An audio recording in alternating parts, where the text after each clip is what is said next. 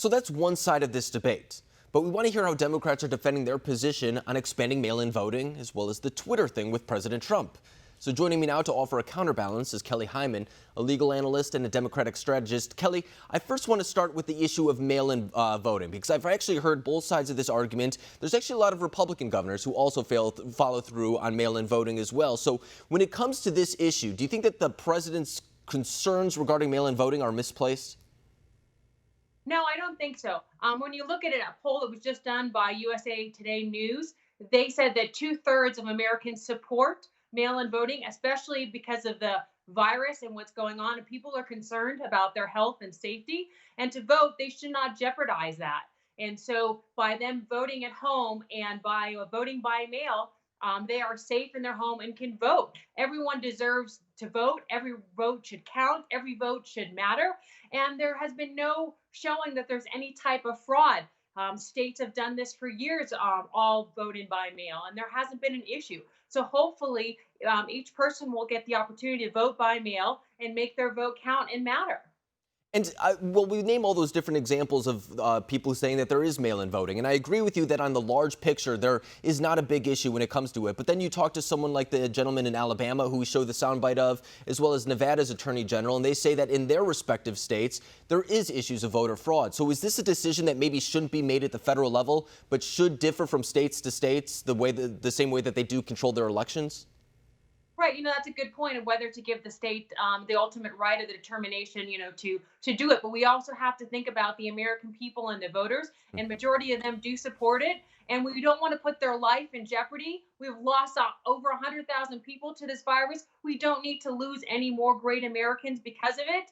So hopefully there'll be an opportunity for them to vote safely and be able to vote. No, and I think that is the end goal, because even a couple months ago when we looked at what happened in Illinois, for example, they decided to go forward with their polling, and compared to what happened in Ohio, there were two different decisions that were made on the same day regarding elections, and a lot of people saying that that could have spurred the outbreak in Illinois, for example, as compared to Ohio, which has not seen the same numbers. But I also want to talk to you about the latest developments regarding Twitter and their fact check on President Trump. The president has first come out saying that he would like to regulate social media companies, and it's something that I've seen pushback from more libertarians on the right, saying that they don't want the president or the government getting involved in any type of action like that. But I've also seen some pushback from his critics on the left as well. So when it comes to that issue, do you think that there is a debate to be had regarding regulating these social media companies?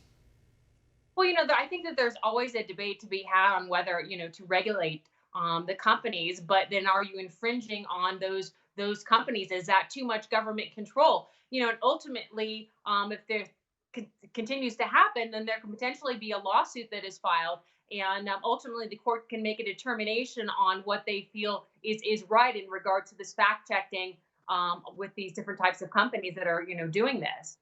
And I think that that is an issue that we will see action on at some point, because I even remember during the primary, Senator Elizabeth Warren said that she wanted to take action on some of these social media companies, saying that they were too big, they were monopolies, and saying that their influence when it comes to political ads may be almost too large when it comes to these elections. Of course, we look back at what happened in 2016. A lot of Democrats are very upset about the way Facebook in particular handled those ads, but now we see that Twitter is becoming the forefront. And I think that's something, too, that a lot of conservatives will take an issue with, because President Trump does have a very big advantage when it comes to his digital platform, his social media platform, as compared to Joe Biden. But I do want to get your thoughts on Joe Biden. How do you think that he's run his race so far, given everything that's going on with coronavirus, with the president's latest scandals? What would you say about that?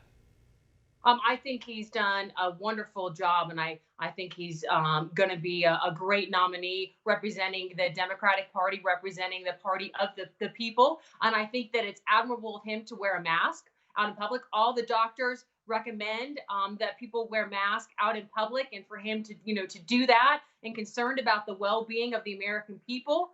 And I think that he's done an amazing job and will continue to do a great job. And let me ask you, do you have any concerns about him? For example, he went on the Charlemagne the God interview on the Breakfast Club. He had that remark concerning you're not black if you don't vote for him, something along those lines. Of course, I'm paraphrasing, but a lot of people saying that that type of interview shows what will happen when he starts getting out of his basement a little bit more. In fact, when you say that he wore that mask, it was his first time coming out of his basement and doing a hit, or being in public, I should say, in about 2 months. Do you have concerns about Joe Biden moving forward? No, I don't.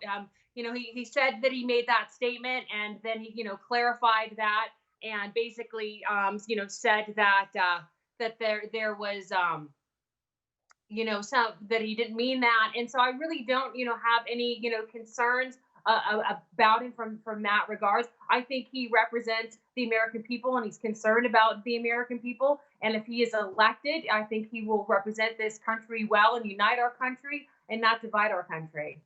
And that's his goal, too. I mean, even in the primary, black support is the whole reason why he is the presumed Democratic nominee right now. I mean, we think back to South Carolina. That was the state that put him over the edge, and then he ran away on Super Tuesday. So that demographic is very much so on board with Joe Biden, but he's going to need that support to come out in bigger numbers than 2016 if he wants to have a chance in 2020. But Kelly, I really appreciate you coming on tonight, breaking down the status of the 2020 election for us. Thank you.